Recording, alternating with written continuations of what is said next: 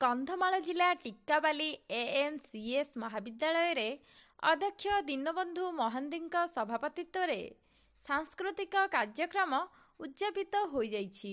ମୁଖ୍ୟ ଅତିଥି ଭାବେ କନ୍ଧମାଳ ଜିଲ୍ଲା ସ୍ୱତନ୍ତ୍ର ଉନ୍ନୟନ ପରିଷଦ ଅଧ୍ୟକ୍ଷ ଶ୍ରୀ ରଦନ ମଳିକ, ମୁଖ୍ୟ ବକ୍ତା ଭାବେ ଟିକାବାଲି ବ୍ଲକ ଅଧ୍ୟକ୍ଷ ଶ୍ରୀ ଦିଲ୍ଲୀପ କଅଁର, ସମ୍ମାନିତ ଅତିଥି ଭାବେ ଅଧ୍ୟାପକ ବିଷ୍ଣୁପ୍ରସାଦ ରଥ, ବନମାଳୀ ବେହେରା, ବିରୁପାକ୍ଷ ତ୍ରିପାଠୀ ଯୋଗ ଦେଇଥିଲେ।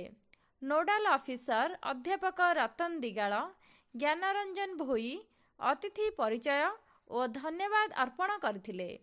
ସ୍ନାତକ ଓ ଉଚ୍ଚ ମାଧ୍ୟମିକ ବିଦ୍ୟାଳୟର ଛାତ୍ରଛାତ୍ରୀଙ୍କୁ ନୃତ୍ୟ, ସଙ୍ଗୀତ, ପ୍ରବନ୍ଧ, ତର୍କ, ରଙ୍ଗୋଲି, ସୁନ୍ଦରୀ ଏହିପରି ଅନେକ ପ୍ରତିଯୋଗିତାର ମାନପତ୍ର ସହ ଟ୍ରଫି ଅତିଥିମାନେ ପ୍ରଦାନ କରିଥିଲେ।